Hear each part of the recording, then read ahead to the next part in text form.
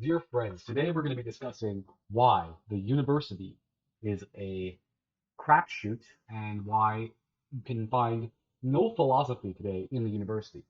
Now, there's been several attempts to try to explain what the heck is going on in the university if you look at my other work.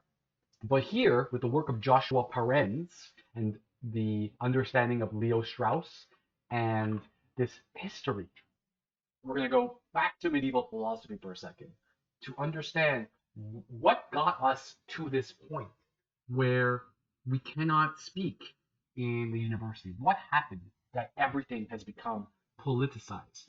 Okay, so this is the question we are asking. And to understand this question, we have to understand what the concept of institutionalization is and what the concept of scholasticism is. Institutionalization and scholasticism. When you put something in an institution, what happens is you start to create a culture where everyone has to follow the way. Otherwise, there is no way at all. Okay, it's gonna be one of the more complicated videos that I've made, and it's gonna be very difficult to follow along. But hopefully, I can get you interested in this subject and to understand the real debates that are happening within the higher upper echelons of philosophy because those kind of cancel culture debates are actually happening within books for the last 50 years as well. Within the citations that you can find, the critique or the debate about cancel culture, the modern debate about cancel culture, has been very old. And one of the oldest guys is Leo Strauss, one of the uh, oldest people to talk about these issues. For example, is Leo Strauss. We also have Alan Bloom. There's all these conservative thinkers who used to be part of the old white men that used to be part of the academic institution. They write about what has occurred. Why is it that judges today, doesn't matter how good of a judge you are, it really depends on your standpoint epistemology, on who you are, your identity politics, in order to get into a position of power. Affirmative action is affecting us at all corners. And this really is a question about historicity and universality. Whether you have to be bogged down by your history or whether you can create some kind of move towards universality, a move towards an objectivity, a move from historicity into objectivity. And that's what the Hegelian synthesis is all about. So in a way, some of us are returning to Hegel. Some of us are trying to figure out how to participate in a world where merit does not matter anymore. Your ability to do philosophy doesn't matter in our present time. What matters is if you have blue hair and if you can repeat the idioms that the colleges have enforced upon us. That's how you can get the grant money. That's how you can become the next Carrie Bursaw, the person who I hate. Okay, Carrie Bursaw, she's the person who pretended to be native and was controlling the grant structures within Canada for the last 20 years. And people don't see that we are elevating narcissists into position of power because of the power equals privilege logic. Now, the funny thing is that within the deep texts of philosophy, within the deep scholarly work, there's massive amounts of criticism. Okay, but nobody right now is indebted. Nobody has to do the hard work of reading these intense philosophers. What they do instead is they've created a culture of agreeableness where everybody agrees and there's no actual disagreement. And in the past, you would have like a debate between all these different people. You'd have debates, but today it's become a too much emotional labor kind of.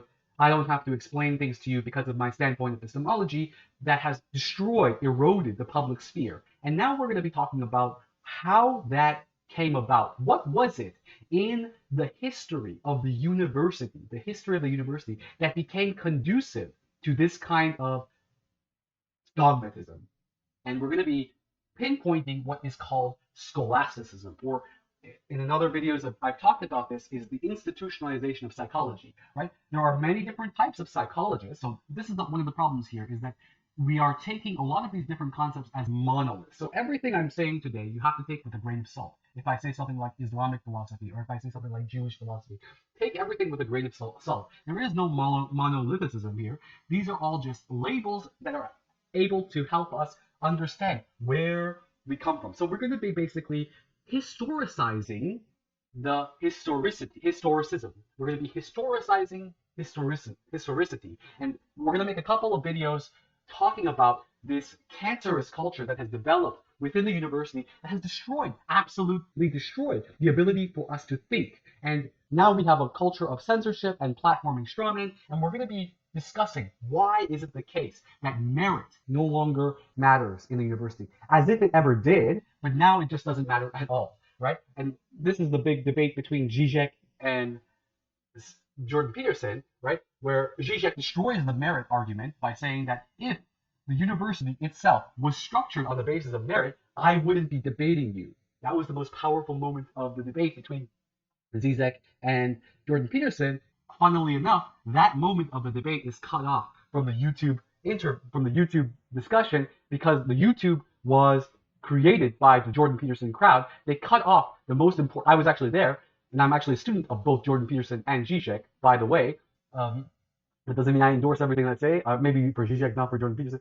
Actually, I have a lot of critiques of Zizek too. You can look at my Ritual Traces series. Regardless, now let's get started. We're going to be doing an abridged reading of this, an abridged commentary as we go along. This is a very difficult subject, and I hope that you will understand what is the trajectory of historicity, right? What is the historicity of historicism, okay? And why is it that we can no longer have we can't even have an idealism of idealism. We can't even assume that there is no untouched space.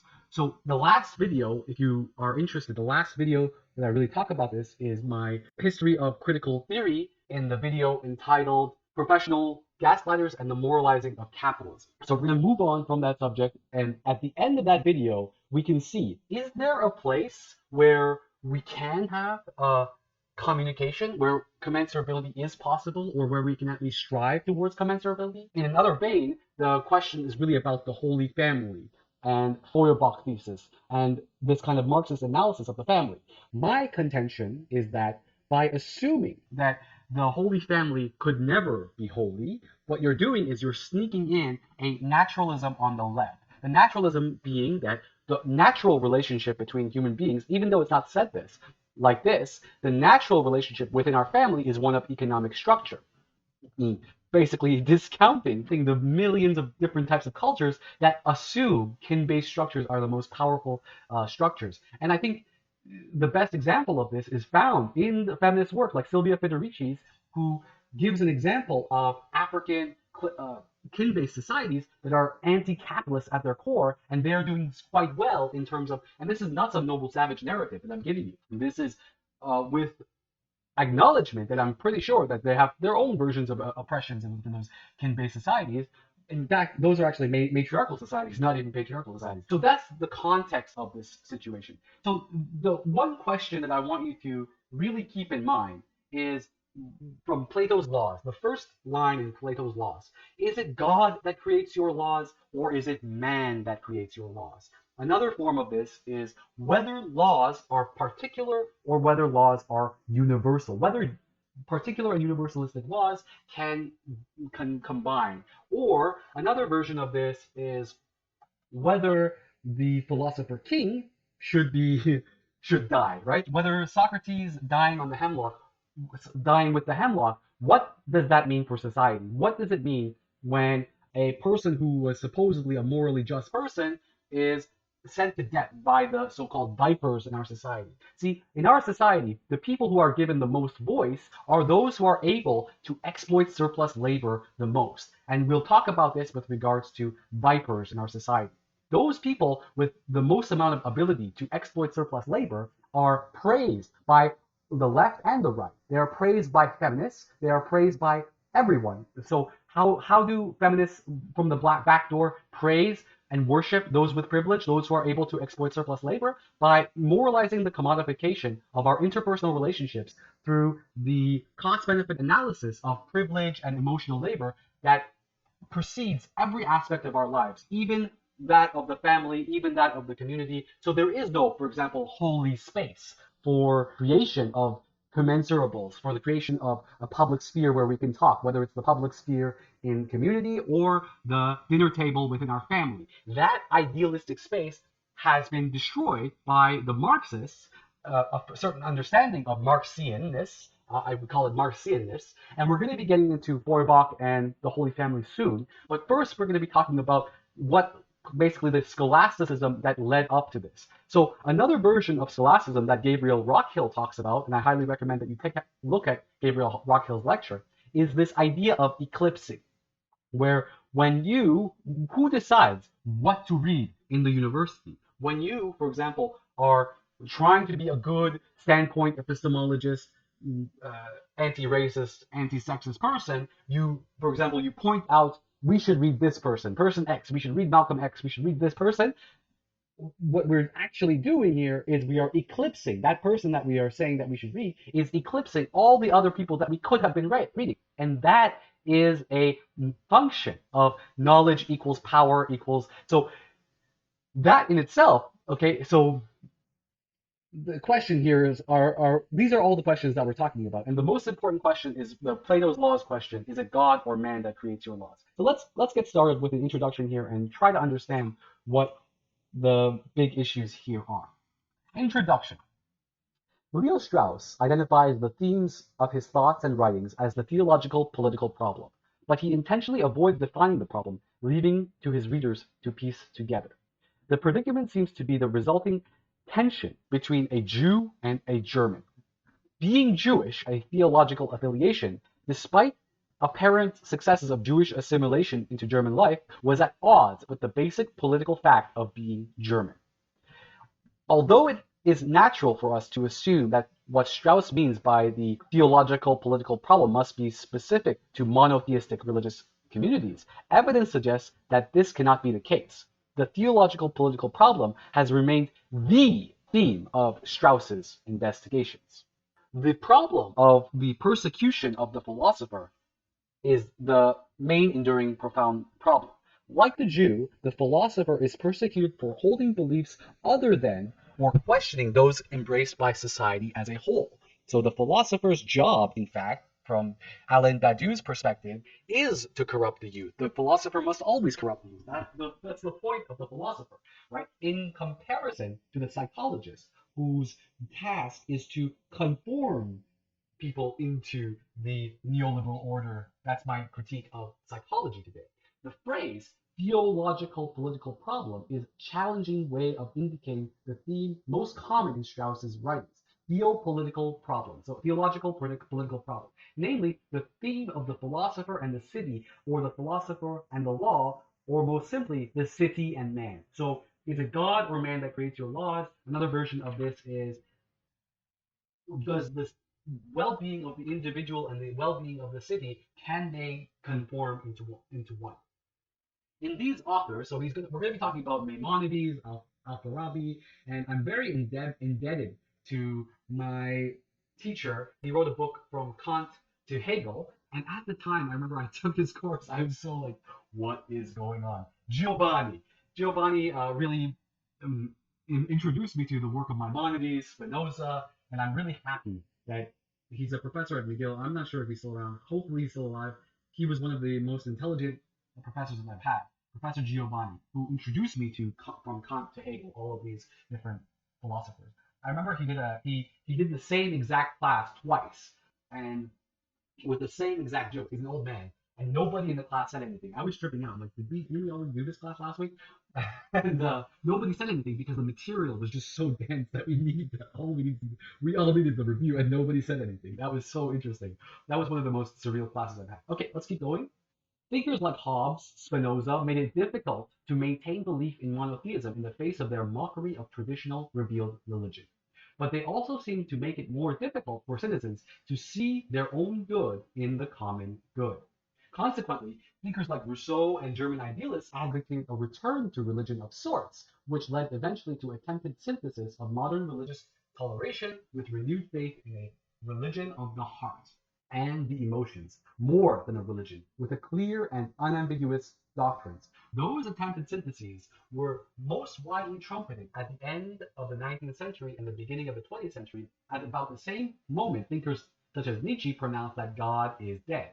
A religion of religious morals without belief in God became increasingly difficult to sustain. We turn now that other reason for finding synthesis where they may not exist, the scholarly influence of the study of Christian scholasticism. Now, we're talking about Christian scholasticism, but really we're talking about the history of the university itself.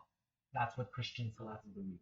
Christianity presents itself, at least in the medieval period, and at least in its most authoritative expression, through the thought of Thomas Aquinas, at what can be loosely called a synthesis of reason and faith. The latter, or the grace that accompanies faith, is said to complete or perfect the former, much as art was said to perfect nature in Aristotelian thought. The claim that faith perfects reason implies, among other things, that no such incompatibility exists. What might the relationship between reason and revelation have to do with the difference between esoteric depth and exoteric surface? If reason or philosophy or the philosophical life is incompatible with widely accepted religious beliefs or the religious way of life, would it be sensible for the philosopher to declare open battle with the faith of his community? Or might it be sensible to question the accepted views, as it were, between the lines? Okay, as Strauss explains it, the express purpose of enlightened kalam, the word, is to defend religion, the word of God, logos even, is to defend. So the reason why he uses kalam is to basically differentiate the Christian logos from the Eastern kind of understanding of logos. The Eastern logos as being the less tainted one by Christian philosophy, let's say. As Strauss explains it, the express purpose of enlightened Kalam is to defend religion in a manner that is intelligent rather than imaginative. Intelligent here, as we will see, does not mean merely as an intelligent believer would defend religion, but in a manner that does not violate the nature of existence, which nature is identified by philosophy. Interpreting the law means taking one's lead from God, Kabbalah, and the authoritative tradition of interpretation one has inherited, kalam. Political philosophy, to deserve the label philosophy, cannot take its lead from any tradition, no matter how authoritative. How one might know what God expects or thinks outside of such tradition is beyond the ken of any Muslim or Jewish tradition of jurisprudence or theology with which I am familiar. The theological political problem is at its most basic level the tension between the authoritative opinion of one's own community and the questioning of that opinion by the philosopher. That tension recurs in other, sometimes essentially identical and at times somewhat different ways. City and man, philosophy and law, Jew and German. The variety of forms contributes to the obscurity surrounding it. One expression of the tension is the opposition between exoteric surface and esoteric depth. Synthesis of the kind claimed by Christian scholasticism seeks to overcome this tension. When carried over to Islamic and Jewish political philosophy, such synthesis obscures or conceals the underlying tension, the theological political problem. Now, take a look at the synthesis within, for example, one of my critiques of intersectionality is this assumption of synthesis being possible, this assumption that commensurability is possible between varying, obviously at odds perspectives. Why did this become the theme of Strauss's inquiries? And this is a big deal. And the reason why it's because, from my understanding, is because of Plato's laws, because of Strauss's love of Plato's laws. Even though Strauss was writing a great deal about political philosophy because he was inquiring into the theological political problem, he seemed, at least until the middle of the 1940s, to undercut the centrality of his own theme. Now, this is some real in-depth philosophy that Parens is engaged in, and we're going to be just trying to take from that and just applying it to the practical philosophy of today, which is ironically what we're kind of critiquing in the first place, the over-prudential aspects of philosophy today. The clearest indication that something changed in his understanding, possibly at a time identified by Heinrich Meyer as Strauss's shipwreck in 1946, then became most obvious, at least by the 1950s, in his characterization of political philosophy, or Platonic or Socratic political philosophy, in What is Political Philosophy? In What is Political Philosophy? Socratic philosophy shows up as an inquiry into the whole that is not purely theoretical into the Aristotelian sense, as, at least, the received view of metaphysics or theology. Although it remains an inquiry into the whole, it is an inquiry into the irreducible dualism of homogeneity and heterogeneity. The homogeneity of mathematics and the making of the arts and crafts, and the heterogeneity of the ends sought by the statesman and the educator. The statesman and the educator. Scholasticism. The most difficult challenge we confront in this book is whether the highest and most important questions ultimately violate the conception of theoretical philosophy we've inherited from Aristotle, or from the scholastic interpretation of Aristotle. The scholastic interpretation of Aristotle. The problem inherent in the surface of things, and only in the surface of things, is the heart of things, in Thoughts on Machiavelli. It was Aristotle, not Plato, who established a discipline of political science in relative autonomy from metaphysics. Now that's an interesting claim, because usually the idea is that it was Aristotle who makes like a systematic from metaphysics to political philosophy, but of course Aristotle at some point says that political philosophy is the primacy.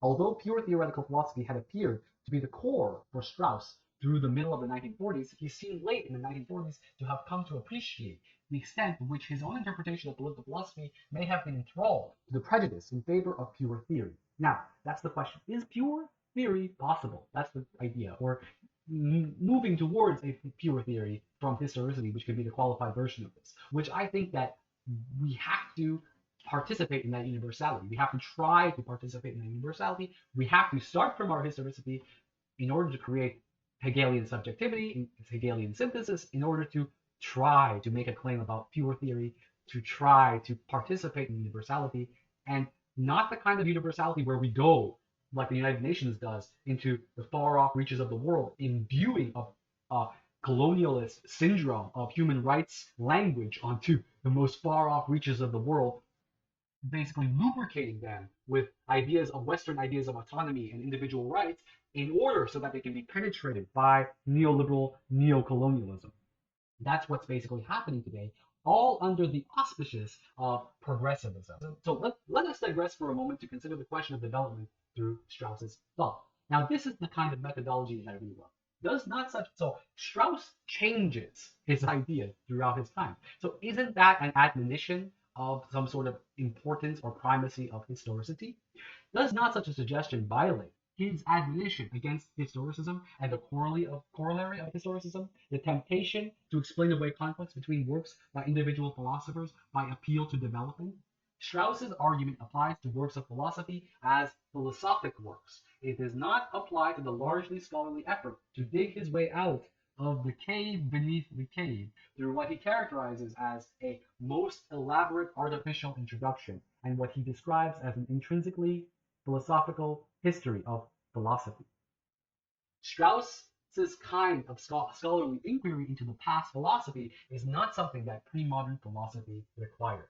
Scholarship, or scholasticism, or getting your degree and participating in the idioms of our times, is characterized by an essential feature of scholarship, namely that one may achieve progress of one's own interpretation of an author, especially when new or forgotten phenomena such as esotericism are involved. And we're going to be getting more into that question soon.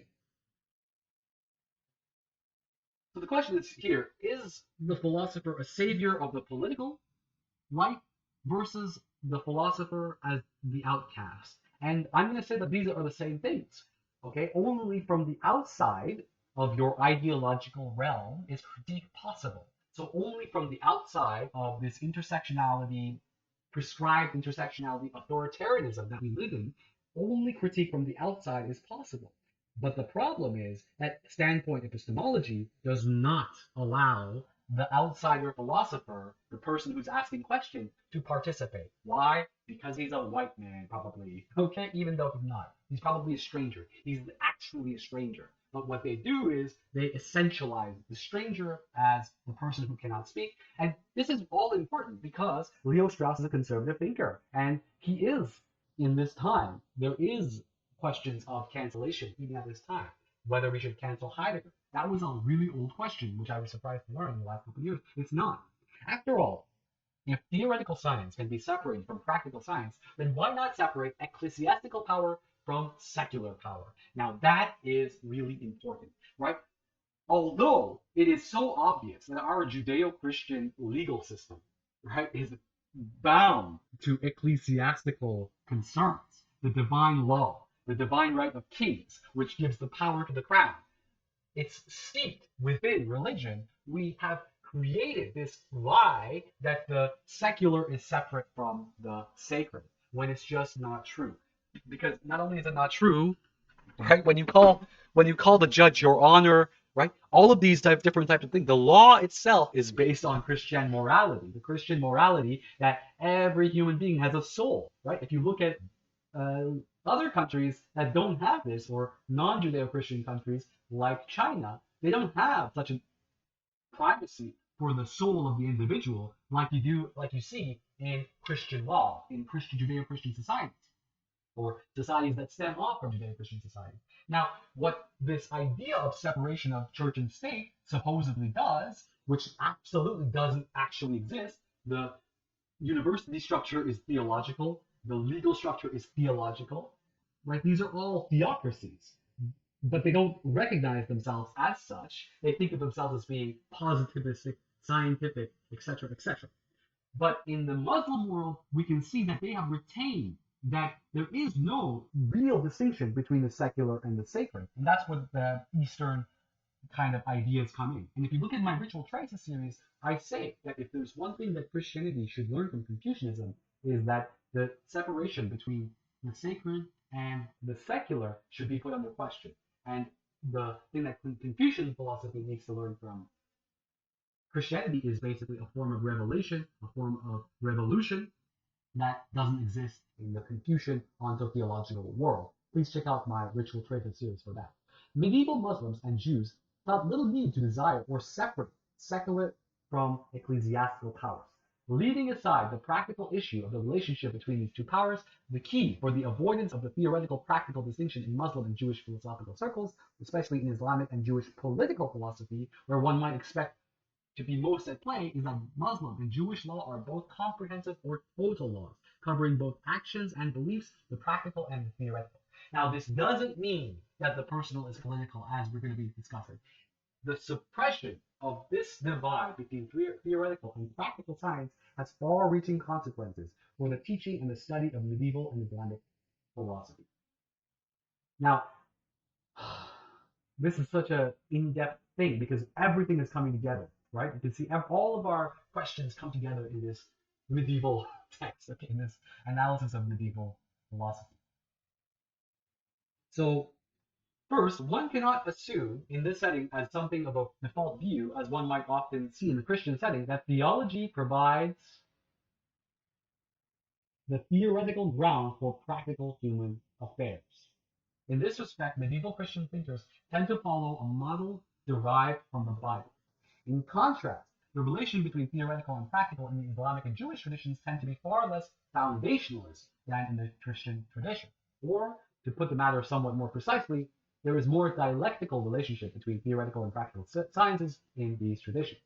Second, the dividing line between what belongs to theoretical philosophy and what is practical philosophy is not neat in the Islamic and Jewish tradition as is in the Christian tradition. There's more ambiguity there. To exemplify our point, let us take the Christian tradition first. On the one hand, most anthologies in medieval Christian theoretical philosophy, no matter how deeply informed by theology they may be, cover and are divided thematically in ways that are easily recognizable to the contemporary political reader, the contemporary reader as theoretical. On the other hand, medieval Christian political philosophy or science is concerned with a more narrowly political subject matter. For example, kingship, alternative regimes, etc. There are counterparts in Islamic and Judaism. These political themes in anthologies of Christian political thought could never be confused with metaphysics or theology. As we shall see shortly, matters could hardly be more different in medieval Islamic and Jewish philosophy. But this has not prevented editors from producing anthologies of Islamic and Jewish theoretical philosophy divided along similar lines as their Christian counterparts. Again, because we live in a culture of publish or die, a lot of crap is produced by academia. Right? Nonetheless, the studied avoidance of the theoretical practical distinction, especially when philosophers inquire into central phenomena of these traditions, the revealed law, Sharia, makes it difficult and unwise to attempt to study theoretical philosophy in these traditions in apparent isolation from practical philosophy. Third, to take the most relevant example, the unquestioned queen of the sciences in Christianity, theology, is not matched by a comparably authoritative or central form of theology in the Muslim and Jewish traditions. Indeed, there is another science, namely jurisprudence, which holds a position of authority in medieval Jewish and Islamic thought comparable to theology in Christianity. And I can level this critique at myself, because I myself, when I look at Islamic thought, I judge it on the basis of theology, on basically Christian theology. I've been doing this too. So, and you can see me doing this in my critique of Islam video. But what I really should be doing is a critique of Islamic jurisprudence, but that is dry and boring. So I'd rather stick to theology. Okay. Once again, precisely because of the interplay of the theoretical and practical sciences, we should not be surprised to find that the queen of the sciences in these traditions is so very far from being purely theoretical. The legalistic study of the law is the genre of the written and oral law, Torah and Talmud, that is jurisprudence. In contrast, what Maimonides means by the true science of the law is somehow more fundamental or deeper than the law itself. Here is a first approximation to what is an extraordinary elusive science. On the one hand, it seems to concern what has been called in the Islamic tradition the study of the roots of the law, Rasul al-Fiqh. On the other hand, it also comes over the course of the guide to involve the defense of the law, or what was called kalam, usually translated as dialectical theology in the Islamic tradition, or the words. Two thoughts are likely to occur in the student of medieval thought with little experience in Islam and Judaism. As soon as matters are framed in this somewhat foreign way, the roots of the law must be metaphysical. The defense of the law is presumably at least a part of theology. Yet the student should be concerned or cautioned against leaping to conclusions about whether the roots of the law are metaphysical or theological. Note, not only is dialectical theology lower in rank than jurisprudence historically in these traditions, but also dialectical theology was historically engaged in almost solely for apologetic purposes. When Moses comes down, right, he doesn't give us theology, he gives us the law. Soon, the student must be tempted to wonder whether Jewish thinkers are incapable of rising to a level more purely theoretical form of theology, what we tend to think of as a more purely objective inquiry into theological matters. Yet, we should not be surprised that the theology here seems more tainted by practical considerations or is more apologetic than Christianity. After all, what is at stake in Maimonides' inquiry is the law's continuity. The law itself is a theoretical, practical affair. The law's continuity. In a changing world, what is most valuable is that which sticks around. What is most valuable is that which can survive contingency. Put very roughly, jurisprudence, or the legalistic study of the law, is to Islam and Judaism what theology is to Christianity. Unfortunately, this does not mean that one can uphold jurisprudence to theology and compare them. Rather, it means that the roots of the law, assuming that they are the same theoretical ones, are going to lack the more purely theoretical character of Christian theology. Are you interested yet? We make two observations. Nearly everywhere we find theology or cosmology in Al-Farabi, we also find politics and politique. And in what appears to be his most philosophical inquiry into the central phenomenon of Islam, virtuous religion or law, this cosmology or metaphysics or theology appears at the end, not at the beginning. The Book of Religion indicates, however subtly, that it, unlike works of Christian scholasticism, is not founded on a previously established theoretical foundation. Once again, theoretical sciences and practical sciences in the medieval Islamic Jewish traditions appear to stand in a more dialectical relation than is the norm in Christian tradition. The character of the revealed law precludes the rigorous application of an Aristotelian wall of separation between theoretical and practical science in medieval Islamic and Jewish philosophy, especially political philosophy. The law, especially in Judaism, reached into every detail of life and concerned every aspect of life. It did not lend itself to the distinction between religion and politics. Why was a phenomenon as foreign to modernity as divine law of such concern to Strauss? Because our modern institutions rest on that divine law still. In the 1920s and 30s, as he probed to the limits of late modern thought and its roots in early modern thinkers such as Spinoza and Hobbes, Strauss became convinced that the Napoleonic strategy of early modern thought left philosophy in an awkward position of affirming its own superiority to religion on the basis of an act of faith. In these same years, he also saw that pre-modern political philosophy confronted revelation more profoundly because it confronted a religion that made total demands. Although philosophy had become something of a profession through the rise of the modern university, scholasticism is saying that philosophy is also part of scholasticism. Pre-modern philosophy was itself a total way of life, or at least it was a way of life in a certain worlds of medieval Jewish Islamic circles, thought as well in the Greek world as well. The proper opponent of philosophy as a way of life was not private religious experience, but a religion or divine law as a way of life.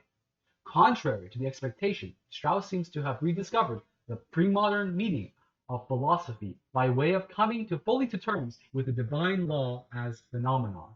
Although divine law took on some different tasks and novel meanings in these monotheistic communities of Jews and Muslims, it was similarly totalistic in the Greek world. For this, now listen to this part, is very important. For this very reason, scholars often argue that Greeks had no notion of the distinction between public and private, which is true, if one means that they were disinclined to separate religion from politics, but false if one means that they had no conception of interior life. Scholars often argue that Greeks had no notion of a distinction between private and public, which is true if one means that they were disinclined to separate religion from politics, but false if one means that they had no conception of interior life. So the distinction between the private and the public is not that there's no interior life, that there's no subjectivity that's being developed, that there's no privacy. It means rather that there is no separation of religion from politics. Now that's a key point, because that is what everything, the crux of everything that we're talking about is in this sentence. Once again, I'm going to read it a third time. While we make distinctions between the secular and the sacred, between the private and the public, and we think of those as being the same thing, there is, in real life, right? In real life, feminists argue that there is no distinction between the private and the public. The personal is political. That's what they say. But, my friends, what I'm saying here is that there is no distinction between the secular and the sacred. That's a lie. And that is a much bigger lie than the distinction between private and public. It's obvious that there is a distinction between the private and public. I can go off into the forest. I don't have to deal with the state, right? You can think, you could go do your Thoreau walk, okay? And you can make a conception of the private and be separate from the public. But you cannot separate religion from politics. You cannot. Okay? Even if you have a cultural revolution in China, even if you kill all the religious rituals of your tradition, what ends up happening is a ontological perspective comes in from the back door anyway. And this is pretty obvious with regards to our Judeo-Christian situation here. And this, we can see that this carceral feminism comes out in the form of psychiatry today. So that psychiatry is the end of what to do with a prisoner. Okay, psychiatry is the resolution, the evil resolution of modern distinction between biopolitics and discipline and punish. Psychiatry is the intersection, is the final form of how we can deal with this distinction between public and private is through the drugging of the people who are most willing to go against society, which is going to go with my other video, is usually masculinity. Masculinity is a threat, right? Masculinity is the people that can make a standing army by themselves. It's the males that can go and put their lives into harm's way, that are willing to risk their lives, and that is a problem for modern civilization. And that's going to be connected to my other video that I'm creating right now. Plato is prone to ignore such distinction between the sciences, so Alpharaba openly and Maimonides more circumspectly also violates this distinction between the theoretical and practical science. Since the divine law is a total phenomenon, rigid distinctions between metaphysics and politics prove difficult to maintain. And in fact, the maintenance of these rigid distinctions always, always, always falls through the cracks. Since the divine law is a total phenomenon, rigid distinctions between metaphysics and politics prove difficult to maintain. Confrontation between revelation, reason, religion, philosophy, the tendency to violate distinctions between theoretical and practical sciences lead to unexpected complications in attempting to understand a thinker such as Maimonides.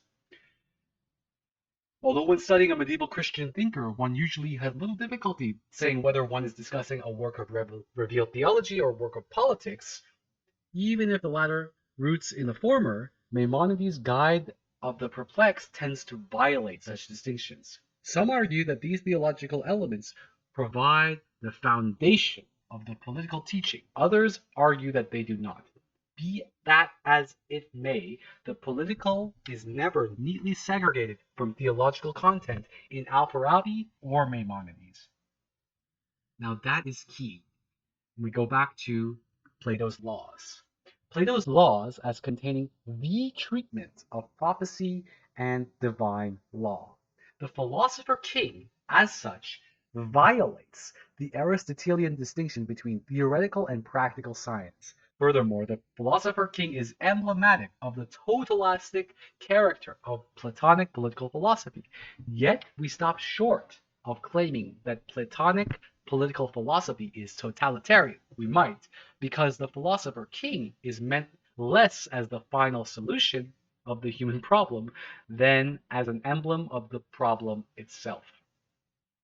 That the philosopher king is emblematic of the human problem became readily apparent to Strauss as soon as he saw the depth of the tension between the way of life recommended by divine law, or the city, and the way of the philosopher, or man. Alfarabi's shocking portrait of Socrates in his Philosophy of Plato brought home to Strauss just how remote philosophy is from the city. And we go back to Plato's Phaedrus, where he's moving from the city towards a place of aporia. Such an understanding of philosophy could hardly be further from our contemporary experience of philosophy as a department within the university, or from the medieval scholastic view of philosophy as a discipline subordinate to revealed theology. Now, why is this so important?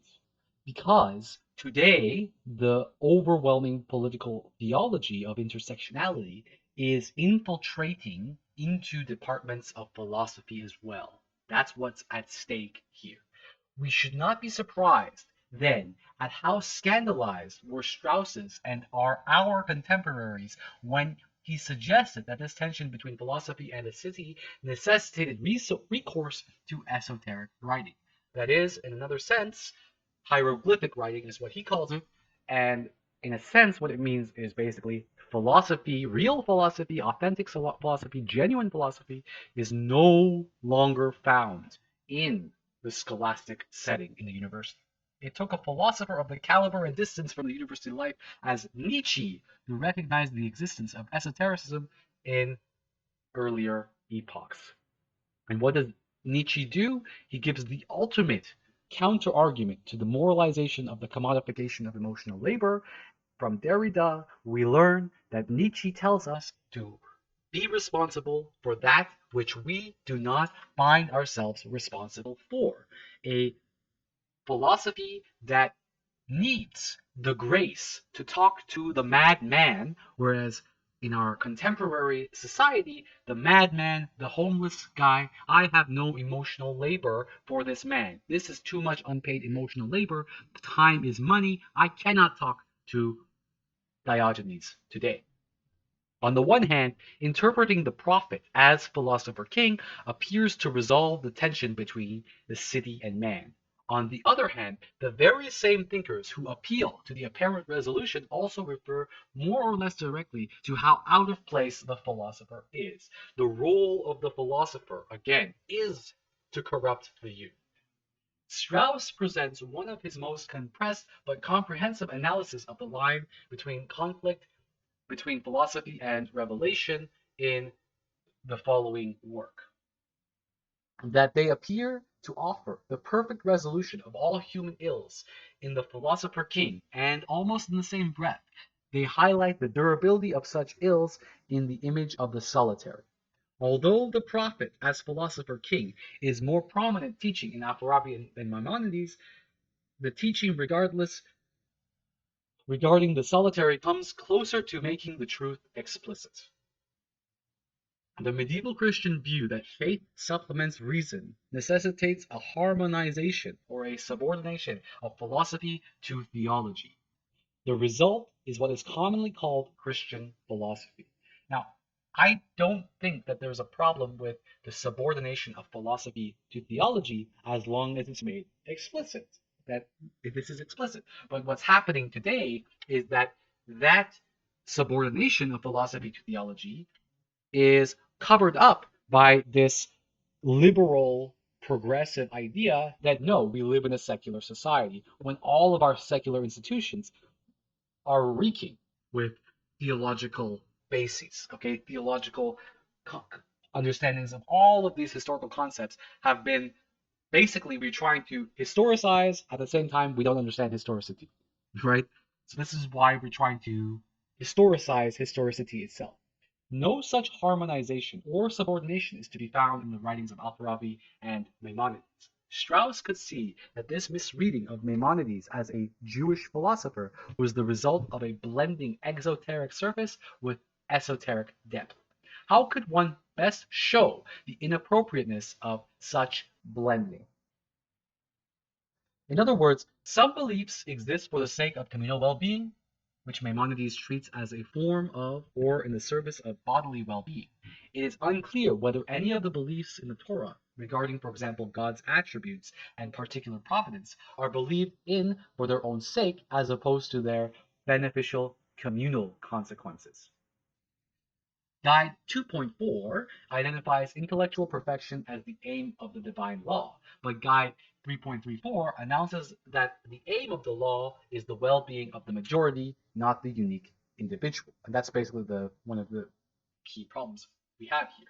The contradiction between 2.4 and 3.34 is ultimately as, or perhaps more, important than the closely related and more dramatic perplexity regarding whether the order of the heavenly bodies is rationally explicable or provided for by a particularly providential, omnipotent God. Indeed, this distinction between the individual and the city bears witness to an answer to the question of particular providence. Even though 2.4 appears to identify individual perfection as the aim of the Mosaic law, that's what we should call it, the Mosaic law, the Jewish and the Abrahamic, it's Abraham's law. We should call it Mosaic law. That's a good one.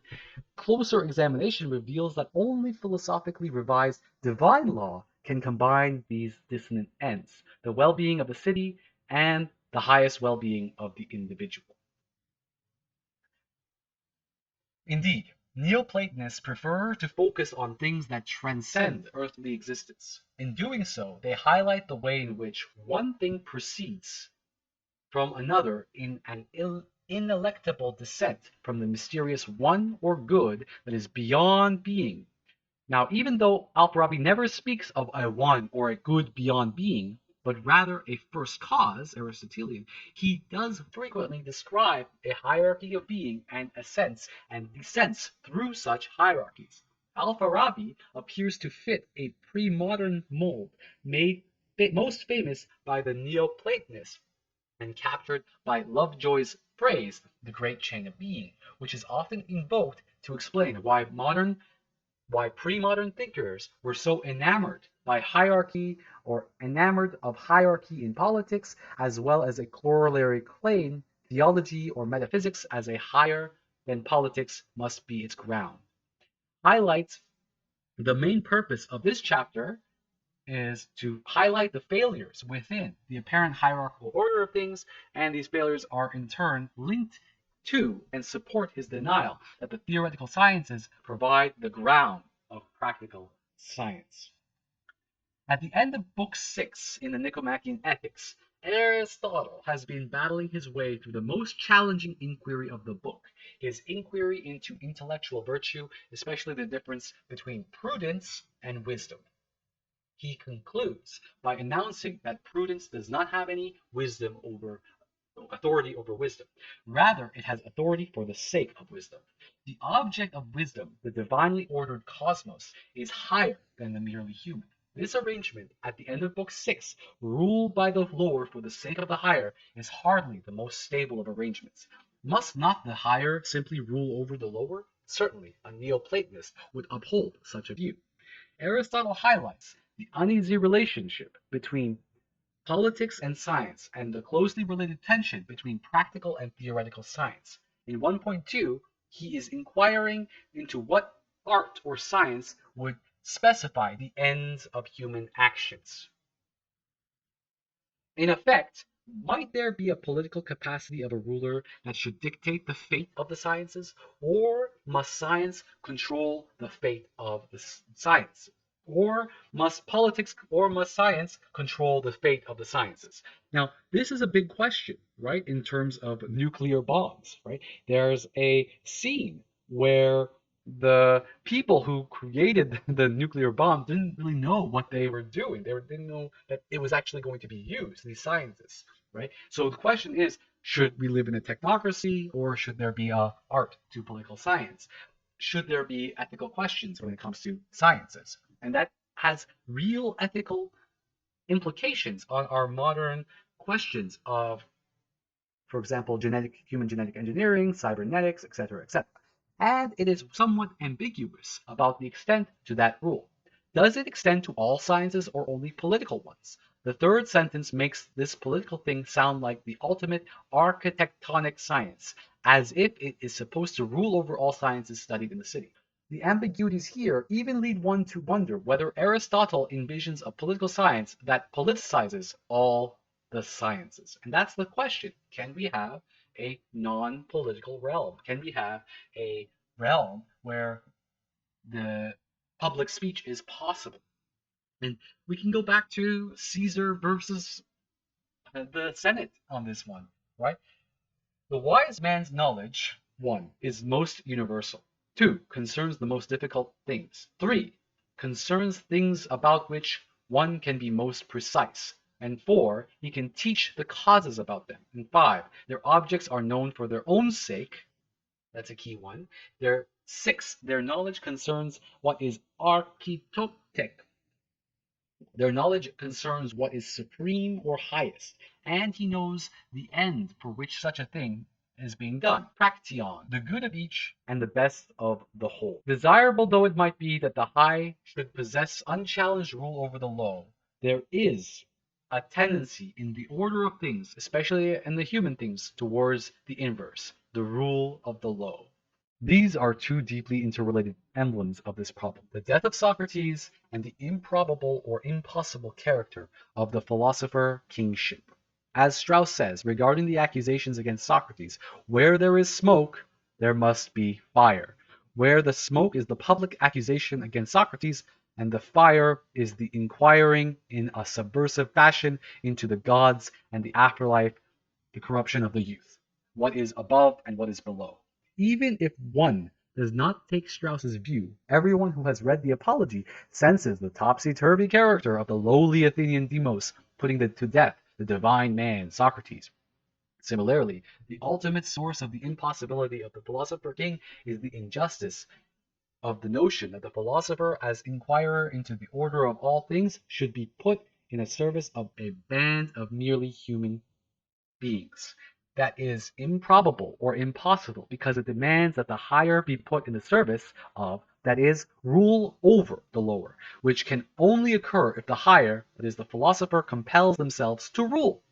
Contrary to the Neoplatonists, Plato and Aristotle argue that there is nothing necessary or even probable about the Neoplatonic expectation that the high should rule over the low. The high, whether it be human wisdom or divine itself, and the low, whether it be human prudence or the city itself. Of course, moments in the Platonic oeuvre have seemed to sanction this view, most notably the Pythagorean drift of the Phaedo. One ought, however, to pay sufficient attention to the general trend of Socratic argument, his call to remain on earth rather than to flee this putative prison of the body, and the imagery of Plato having Socrates remarked on the odd pleasure of removing the shackles and sending away his wife with a small child recently born in Socrates' old age. The radical opposition between body and mind in Phaedo is surely not Socrates' last word on the relation between body and soul, as even the most casual glance at the Republic and Phaedrus, to name the obvious, would indicate.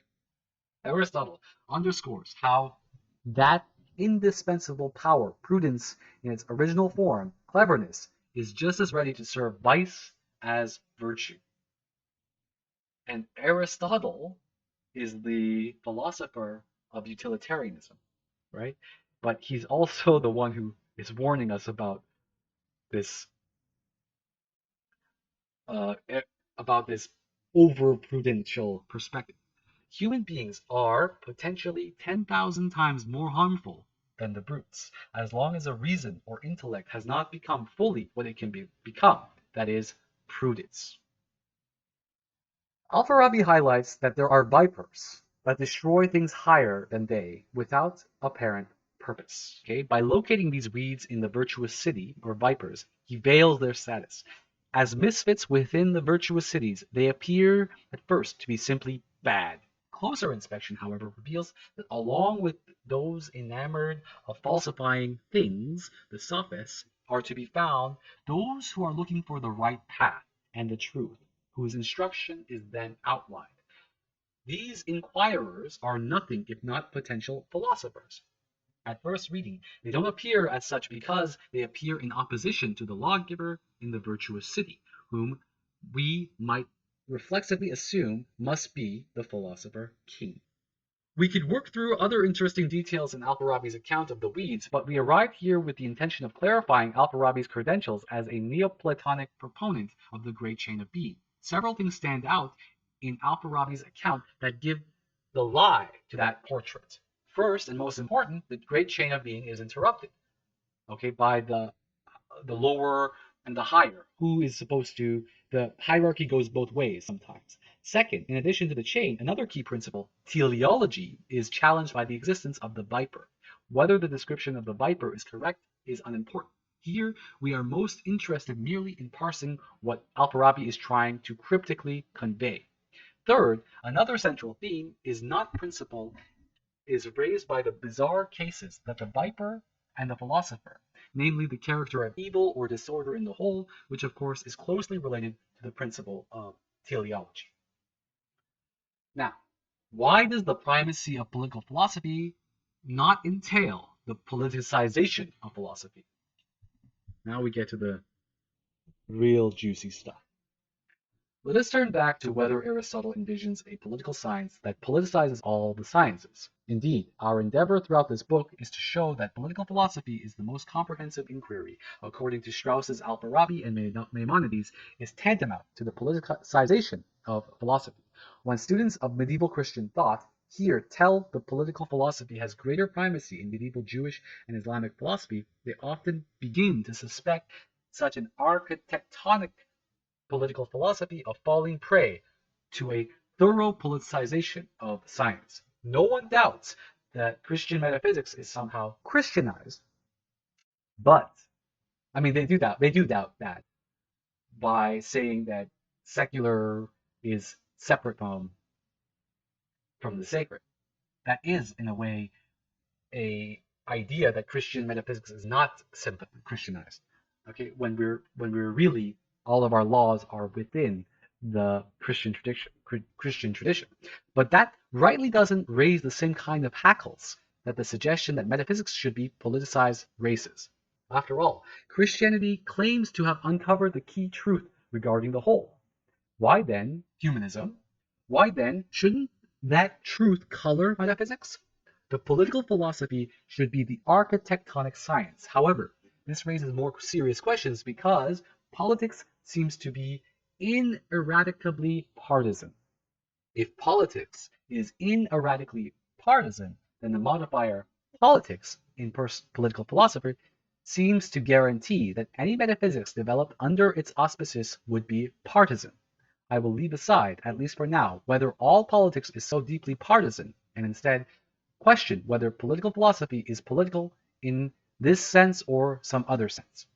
The term political science has been used and abused by modern positivistic social science. Another rendition of this, as we talked about, is the institutionalization in psychology, scholasticism in academia, and the invasion of prudential capitalism into the theological traditions of the university. The theological traditions that mask themselves within a supposed secular enlightenment. In chapter 5 of the Enumeration of Sciences, Al-Farabi moves from a political science that at least appears to have little or no connection to theoretical philosophy to one that requires that the ruler possess both theoretical and practical philosophy. In other words, Al-Farabi announces that in this setting, in a community ruled by divine law, our community is ruled by divine law, political science or political philosophy, divine law is human rights, will take its lead from the philosopher king conceit of the republic and to some extent the laws, rather than the lead of the prudent political actor with little or no interest in theoretical knowledge of Aristotle's political writings. Okay, in other words, Al-Farabi announces that in this setting, in a community ruled by divine law, you need to have an understanding of theology. In a community ruled by divine law, without an understanding of theology, we have we have fascism. When you have divine law without theology, right, you have fascism. That's basically the question of the republic, right? I mean, is the republic totalitarian or is it communist? And I think that the answer comes down to whether the philosopher king is open about his theology or not, or whether he thinks he's a secular guy. What needs to be added is that the philosopher king appears variously also as a prophet or legislator, depending on which of their one considers. A prophet or legislator.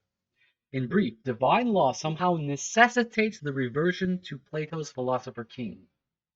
Broadly speaking, it isn't difficult to say what about the divine law necessitates this reversion to Plato. The divine law itself is a theoretical practical phenomenon, or to speak with greater precision, a theological political phenomenon.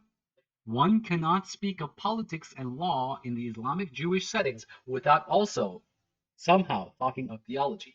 And I would extend that back into the Christian world, into the supposedly secular Christian world. Does this not still imply that all theoretical inquiry is somehow tainted in these traditions by the merely useful, which plays such an important role in practical inquiry? Such a concern might be valid if it were the case that the true and the good have no bearing on each other. That they must have bearing on each other is evident from the fact that the medieval Christian tradition, the true and the good are thought to be in harmony. This is the main question of the Republic. If anything, Alfarabi and Maimonides are freer of the taint of the true by the useful insofar as they do not propose the harmony of the good and the true. Rather, the relation of these and the relation of politics and theology is central and always in play and under scrutiny in their thoughts. If there's one way I'm not a Platonist, is that relationship between the truth, and the good. That's where Socrates' interlocutors have a great debate in Plato's philosophy in the Republic. That theology should have political implications and that politics should have theological meaning would come to no surprise to any medieval thinker.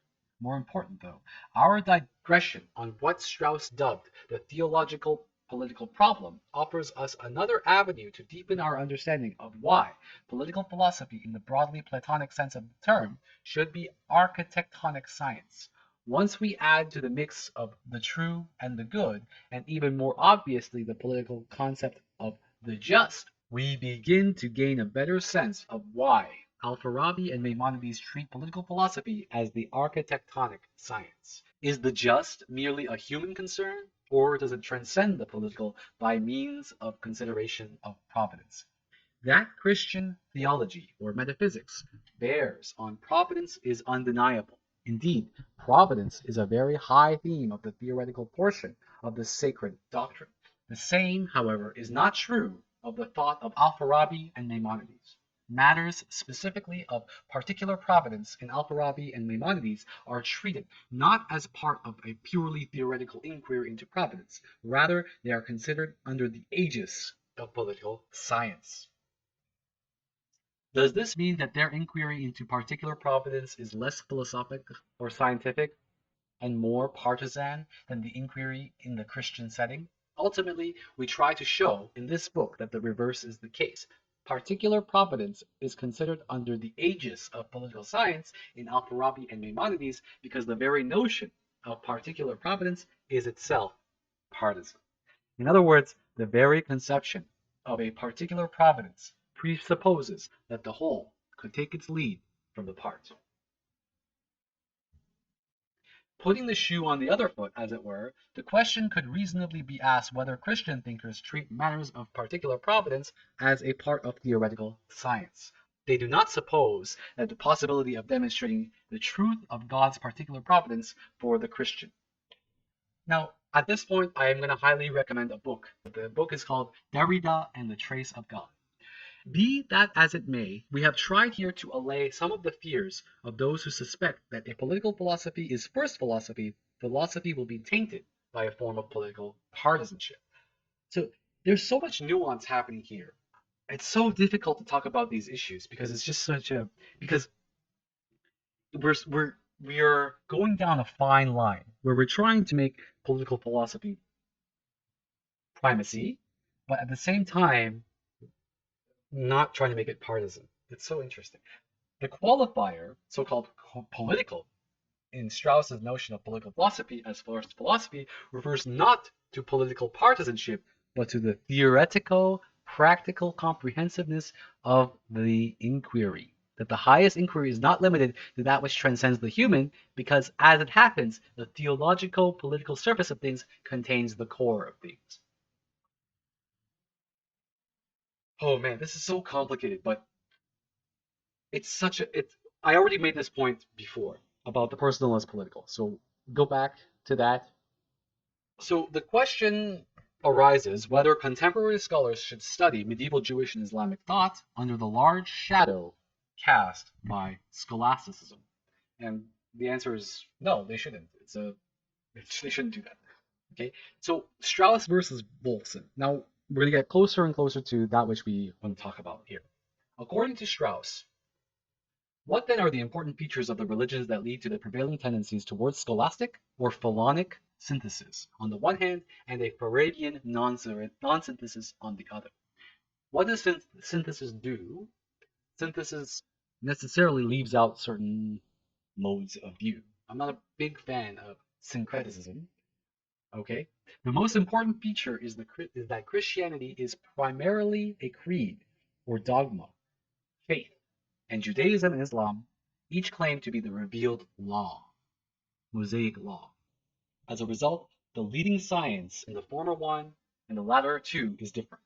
In Christianity, the queen of the sciences is revealed through theology or sacred doctrine. In Judaism, the queen is jurisprudence or the science of jurisprudence, religious sciences of jurisprudence. Revealed theology, and they both have their own clerical traditions. They both have their own traditions of exegesis. And Islam and Judaism have different ideas of exegesis as well. Revealed theology is in the business of dealing with dogmas or beliefs or opinions. Philosophy is concerned with such opinions, especially about the highest things. Consequently, in Christianity, sacred doctrine is at loggerheads with philosophy. In such a battle, where the prevailing conclusion is foregone, philosophy must become the handmaiden of theology. In effect, what will be referred to as a synthesis of reason and revelation amounts to the victory of theology over philosophy. And it would be great if we could say that, but we can't, right? We live in a society where we just assume that the secular and the sacred are cut off from one another. As Strauss puts it, and this is why I hate the Four Horsemen of the Apocalypse or the Four Horsemen of Atheism. What a dumb movement that was. And I was part of it. Okay. As Strauss puts it, philosophy possessed privacy and independence in Islamic and Jewish medieval philosophy. Scholasticism, in contrast, kept philosophy in subordination. Philosophy possessed privacy and independence in Islamic and Jewish medieval philosophy and traditions. Scholasticism, on the other hand, keeps philosophy in subordination. This is not a joke. What is Strauss talking about? Again, Strauss is talking about his own life and how there's attempts to basically cancel all conservative thinkers, right? He's a conservative thinker. The result has been an appearance of a greater continuity of philosophy in the Christian West than in the so-called Islamic East, in which we could here include Spain. Yet it can be argued that only in the latter was philosophy carried on in its pure. Let us recapitulate briefly the disagreement between Wolfson and Strauss. Wolfson holds that there is a synthesis across all three monotheistic faiths. Strauss claims that such a synthesis exists in scholasticism but does not exist in Mosaic medieval philosophy. In the case of Strauss and his opponents, this methodological disagreement is all too evident. Strauss argues for esotericism, his contemporaries deny its existence. I hope to show ultimately, however, that the methodological disagreements are traceable to the original thematic disagreements that we have already seen between Strauss and his counterparts. I do not believe that there is a neutral methodological starting point from which we could begin that would not prejudge the matter. So we always start from within history. But can we end in a kind of universalism? Can we do that? Both can we start with history and end in the public sphere, in a idealistic public sphere? Can we do that? Both thematic and methodological issues are more or less constantly in play, and they inform one another. The dispute between Strauss and his opponents is not, however, irresolvable. The key to resolving the dispute is to determine who does a better job of explaining medieval thought, which Strauss, his contemporaries, and we seek to understand. Although thematic and methodological issues are intertwined, let us focus by talking about thematic issues and work our way around to the methodological ones. We're not going to be going through absolutely everything here. We're just going to be talking about what's important to us in terms of scholasticism. When contemporary students read Maimonides' overview of Islamic kalam in Guide, they are amazed to discover that the extremes to which these theologians were willing to go to defend Islam, including having recourse to bits and pieces of ancient arguments borrowed from materialist opponents of Aristotle. They are even more surprised to discover that the perceived opposition or opponent of Islam, Judaism, and Eastern Christianity was philosophy itself. In contrast, Western scholasticism confidently co-opts reason into revelation, thus silencing any argumentation from philosophy by declaring sacred doctrine or revealed theology superior to pagan metaphysics. If you want to decolonize as a white person, you start here, right? You start with your own scholasticism. This is basically what decolonizing is, right? As a European, okay? A corollary thematic issue is the putative synthesizing of reason and revelation is the putative synthesizing of a highly eclectic array of sources. However, whether some of their sources serve to tone down or cover over the obvious tensions between one of these sources and revelation, for example, Aristotle and the Quran. Now, from my scholasticism perspective, Aristotle and Quran are pretty much the same thing. But as we are learning here, that could be a mistake. In his philosophy of Aristotle, Al-Farabi makes no mention of the so-called theology of Aristotle, thus indicating to the attentive reader that he knows that theology is not really of or by Aristotle, but by a Neoplatonist. Second, in the trilogy, Al-Farabi notes, however subtly, the non-equivalence of Plato and Aristotle. Though they share a common purpose, that is, the pursuit of wisdom, their results were different. Their opinions are less in harmony than the harmonization implies. It seems that philosophy requires some external, perhaps divine aid, yet the supplement to philosophy, which according to Al-Farabi is required for the attainment of happiness, is not religion or revelation, but first philosophy, which is politics. But politics, if Platonic politics, he substitutes politics for religion. And for me, there is no difference. This is the ultimate significance of Strauss's description of Al-Farabi's philosophy as placing the whole of philosophy proper within a political framework. It amounts to an admission that the decisive form of providence, particular providence for man's well-being, is lacking. Framing the philosophy within politics suggests that one should not rely on external divine aid to support human life.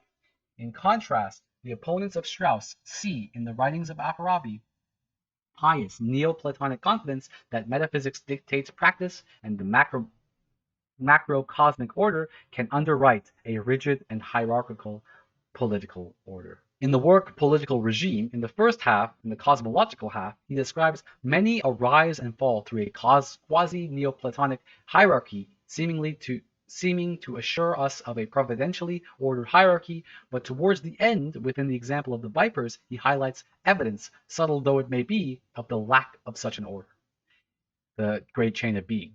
In the second political half, the weeds infest not just any city, but shockingly, the virtuous cities. These weeds, as Al-Farabi describes them, include both potential philosophers and the vipers, the far less desirable human beings such as sophists. Even in virtuous cities, where one could expect perfect order, the higher tends to fall prey to the lower, rather than to rule easily over it, as one might hope. Rather than philosophers being celebrated as saviors, they are put to death by those worse than they. And that's the key point here, is that in our society of exploiting surplus labor, those who exploit the most amount of surplus labor get worshipped the most. And they get to make the laws, right? They get to make the social laws and all the other laws as well. They make the laws. Psychology conforms to the 1%, okay, to those with the most amount of privilege. Psychology itself, the discipline of psychology itself. The distinctive feature of Al-Farabi's account is that the disorder in the whole appears even in the highest level in connection with the weeds, including the philosophers. Similarly, Maimonides shows that disorder vis-a-vis evil in human life is not traceable to man's materiality alone. Now that's a great critique against this rising materialism movement on the left, as if that's going to save us. Okay, we do need some sort of cultural. You can watch my defense of Spivak video for that, where this is just a chicken and egg problem. We can't just rely on materiality alone. We do need some form of spiritual revelation, but the kind of spiritual revelation that we're getting today by those who call themselves cultural Marxists are in fact imbuing a culture of capitalism instead. Reason, though it is central to the right ordering of human life, is connected to the very disorder. And that's what Zizek argues, right? Zizek says that the absolute itself is fragmented. The reason itself is fragmented. The world itself is fragmented. Like the God itself is fragmented, right? That's what that moment on the cross is. In short, over the course of the law of reason, Strauss establishes lines between the Falsafa, Maimonides and Marsilius on the one hand, and Thomas Aquinas, Sadia, Mutskalit Kalam, and Halabi on the other. Thus, Strauss adds confusing nuance to the simple divide between Christians who synthesize reason and revelation, and Jews and Muslims who reject a synthesis with which this chapter began. So that's why I warned you about monolithicism in the first place. And you can see how I personally came back to Christianity at the end by talking about that moment of absolute fragmentation as well. The the atheism through Christianity that Zizek talks about. It would seem that proponents of the natural law are at the bottom believers, while those who speak of generally accepted opinions side on the decisive point with the philosopher. Through the guide, he is at great pains to insist that God is an incorporeal being that could never be moved to take action by any passion. Talk about Jesus, passion of Christ. Thus he leads one to wonder whether such passionless rule is exemplified by the God of Exodus and Deuteronomy, or by the divine rule of nature, and especially to wonder how human beings can truly emulate such transcendence of passion. Whether Spinoza intends, so now we get to the key part of what we want to be reading today, okay? Spinoza and the rise of historicism. Whether Spinoza intended ultimately to efface completely the distinction between philosopher and citizen is difficult to determine. I don't think he was trying to do that, but it's going to happen. By intellectuals, we mean, so intellectuals are the media, the medium, the middle ground, the intermediary class, okay? Sought to cultivate a new intermediary class between the few and the many called the intellectuals. By intellectuals, we see especially ministers of religion and professors of philosophy and theology. We go back to this distinction between ecclesiastical. By intellectuals, we mean especially ministers of religion and professors of philosophy and theology. The distinction between the ecclesiastical office and the secular office. That's a Max Weberian idea. And one of the things that was very interesting to learn was how Max Weber wasn't just analyzing something that's already happened, but he was actively creating it too.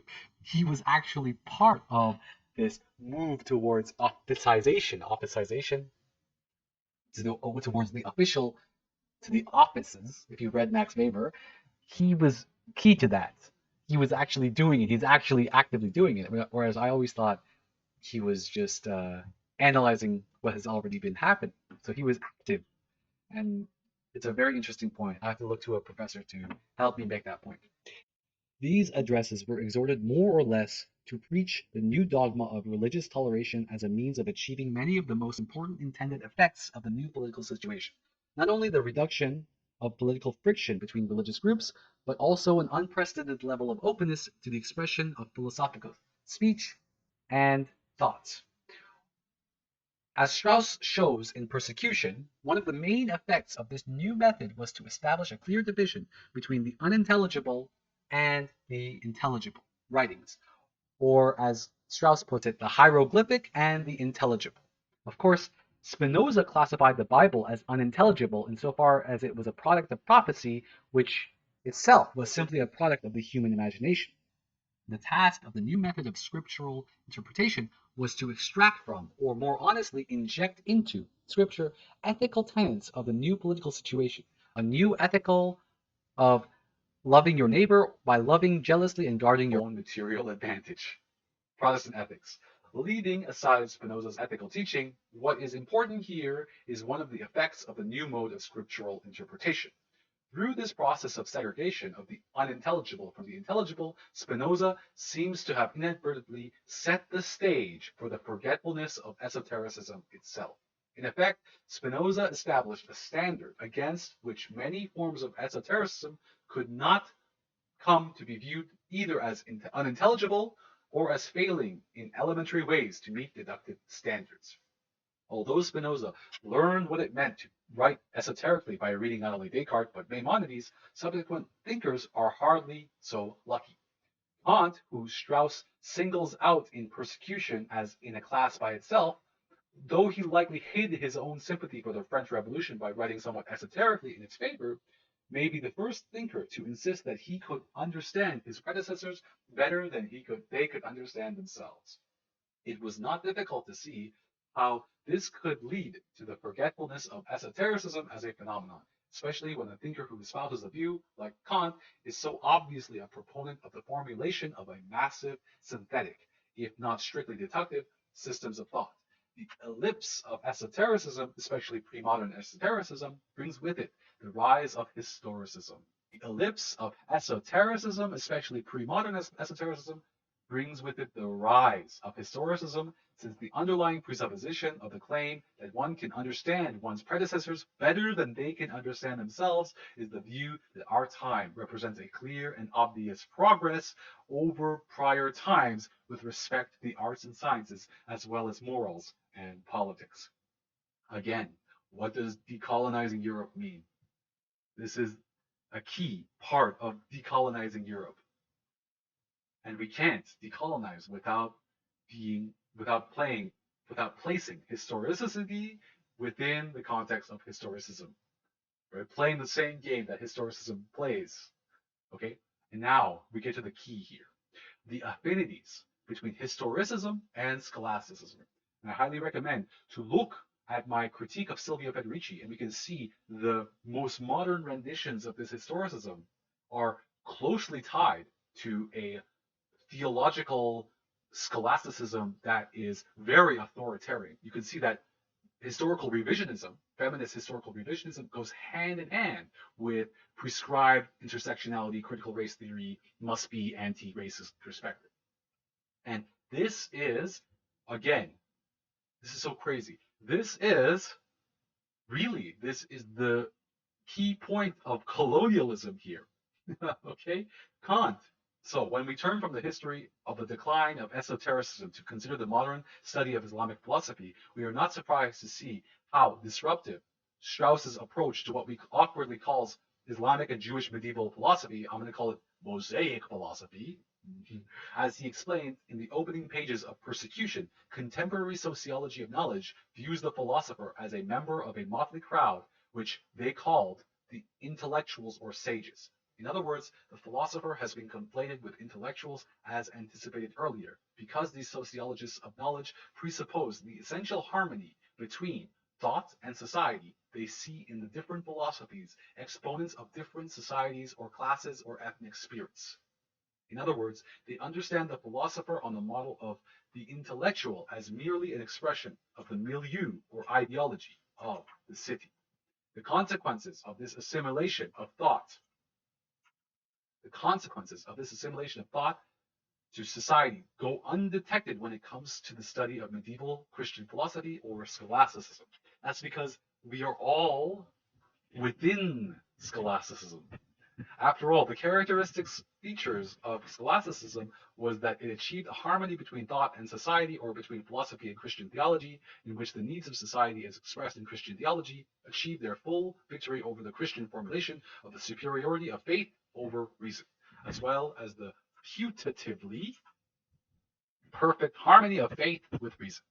The historical critical study of scholasticism of the first half of the 20th century, when Strauss wrote Persecution, hardly distorted its object of study, because the underlying assumption of many contemporary scholars and many of the scholastics were, despite obvious differences, so similar in important ways. Scholasticism, like modern historical critical method, had little use for esotericism. Thomas Aquinas, for example, thought he touches on esotericism in his commentary on Boethius de Trinitate. Trinity seems to have considered its use in the spirit of esotericism the parables of Jesus, rather than the philosophical esotericism rediscovered by Strauss. That is, although a certain amount of esotericism might be necessary to guard the truths of revelation from the ears of those hostile to it from their own religious or anti-religious reasons, those truths are not made inaccessible to potential believers despite that esotericism. In brief, modern historical scholarship and scholasticism have similar views of truth. It is or should be open to all, for scholasticism, at least to all potential believers.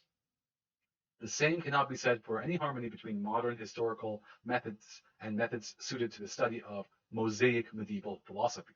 By the 1950s, when Strauss published Persecution, the study of Mosaic medieval philosophy had not experienced a reawakening of interest as had scholasticism at the end of the 19th century and over the course of the 20th century. On the contrary, Mosaic medieval philosophy was of interest primarily as part of a renewed interest in scholasticism. Consequently, it was viewed as of primarily antiquarian interest, and it tended to be seen through the same interpretive lens as scholasticism. The mismatch between this interpretive lens and Mosaic medieval philosophy was profound.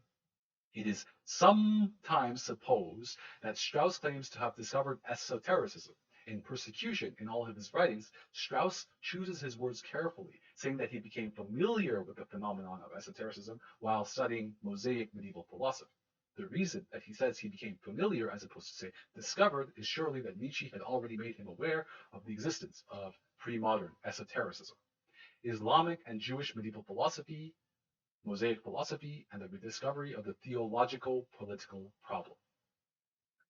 And this theological political problem is going to be relating to the idea of the public sphere, the questions about social capital that we have on this channel, and various other questions that we are asking on this channel. As Strauss explains in the opening pages of his introduction to Persecution, his study of Islamic and Jewish medieval philosophy made him aware that philosophy and politics are thought and society are not always everywhere in harmony, as was assumed by contemporary sociologists of knowledge. Why hadn't Strauss discovered this disharmony between philosopher and the city through his own study of Plato, which he indicates elsewhere he had taken a passionate interest in his youth before he studied Nietzsche seriously? Because we are all raised in scholasticism. Presumably, he had not discovered his disharmony and the attendant pre-modern esotericism because either he had been taught to read Plato in the spirit of modern school of text criticism, exactly, or he had assumed that Plato wrote in the same manner as people alive did in his own time. Strauss's talk in the preface to Persecution of becoming familiar is understated. In the introduction to Islamic political philosophers, the Falsafa in general, and Al-Farabi in particular, plays a decisive role in recovering the pre-modern esotericism. As Strauss says, it is significant that Farabi was definitely less known to Christian scholasticism than were Avicenna and Averroes. The writings of Avicenna and Averroes that scholars of scholasticism took an interest in were metaphysical. It is not by chance that Al-Farabi, and this is another point we're talking about with regards to eclipsing, right? When you make one when you bring up one philosopher, you are eclipsing others. It is not by chance, and this is what happens over and over and over again in many of my texts that I'm talking about, whether it's with regards to Hegel talking about Indian philosophy, which I talk about in my ritual traces too, or whether it's regard to the anti-communism of the left that Gabriel Rockhill talks about. It is not by chance that Al-Farabi was almost completely passed over by the Christian tradition. He was passed over precisely because he focuses on the distinction between philosophy and politics or the theological political problem in all his political writings, rather than seeming to exemplify the harmony of thought and society that Avicenna and Averroes' metaphysical works could appear to exemplify when taken in isolation from their writings as a whole. Al-Farabi's focus on the disjunction made him the key to Strauss's recovery of ancient political philosophy. The meaning of this disjunction, and this, if you're wondering, this is so connected to Hannah Arendt. Hannah Arendt's idea of going back to the ancients too, going back to try to create an idea of the public sphere. See, Strauss and Arendt are allied in some senses. The meaning of this disjunction, rather than any specific political solution of pre-modern thinkers, is what Strauss believed pre-modern political philosophy in general and Islamic Jewish medieval philosophy in particular reveal in an unparalleled way. Of course, it is this very distinction that is evident in the surface of things, alluded to in the epigraph we've drawn from Strauss's thoughts on Machiavelli, that surface being amply evident, for example, in the life and death of Socrates. How could such obvious testimony to the distinction between philosophy and the city, with such fertile implications for philosophical esotericism, as the death of Socrates, have been so widely misunderstood, indeed, in effect, overlooked? It's because scholasticism conforms to the political economy. It's a careerist move. Rather than being seen as an indicator of this disjunction, the death of Socrates came to be interpreted in light of the Neoplatonic and Christian teachings that followed it, because the appearance of Christ was meant to heal this distinction between philosophy and the city. It should not be surprising that it would come eventually to be viewed as a non-existent disjunction. This is one of the most important bases for the view often associated with Strauss that there is a difference between philosopher and believer, or philosopher and theologian, is a matter of choice or decision. One has to be naturally pious. He has to have them One has not to be naturally pious, he has merely to have passionate interest in genuine morality in order to long with all of his heart for revelation. Moral man is such a potential believer. Reminds me of Hegel's law of the heart. What motivated Halevi's decision against philosophy, then, appears to be his passionate interest in genuine morality, and this passionate interest also appears to what distinguish the believer from the philosopher, and thus the city from philosophy. Does this mean that the philosopher must be an outcast and opponent of the city and morality? If we consider what Strauss is arguing in the light of Plato, Aristotle, Alfarabi, and in the light of vulgarized Nietzsche of the sort that you find in Shadia Jury or William Atlin, one can begin to see how the alienation, or to use the term of Alfarabi, the solitude of the philosopher in the city, need not always eventuate in an all-out rebellion against the city. Perhaps what differentiates the philosopher from the believer is less a decision for one way of life over the other, and it is more about a passionate interest in all that in in all that is a more passionate interest in all that is than in genuine morality. The interest in all that is should, far from preventing one's understanding of morality, increase it. But it would also likely put the passionate interest in genuine morality in perspective, a perspective that deviates from that of the city. The crux of the dispute between scholasticism and Alfarabi. Let us consider briefly what connection might exist between Alfarabi's awareness of the gap between philosopher and the city on the one hand, and his ability to grasp political phenomenon on the other. Too often, Alfarabi has been viewed as metaphysically impoverished persecutor to Avicenna and Averroes. Such a view is possible only if one takes one leads on how to approach Mosaic medieval philosophy from scholasticism. When interpreters of it follow scholasticism, they nearly universally overestimate the deterministic characteristics of metaphysics, as if one could understand the human beings by presupposing various truths as a whole. Regardless, the philosophical intransience of the Falsafa is not merely appreciated in the accepted interpretations of their teachings, that this is partly due to the reticence of the Falsafa themselves. The best clues to their intentions are found in the writings like men like Halevi and Maimonides. The value of the testimony of these great men might be to be impaired by the fact that they oppose the Falsafa. Yet at least some writings of Farabi confirms the interpretation which Halabi and Maimonides suggest. In the present state of our knowledge, it is impossible to say what extent Farabi's successors accepted his view in regards to the crucial point. But there can be no doubt that these views acted as a leaven as long as philosophy exercised an influence on Mosaic thought. Leaving aside the insinuation that Halevi and Maimonides are on the same page in the opposition to Alfarabi, it is worth considering that the most obvious feature of Alfarabi that Halevi and Maimonides bring forward. As Strauss goes on to show in Law of Reason, Halevi accuses Falsafa of indifference towards religion, a view that is in no way compatible with Neoplatonizing reading of Alfarabi.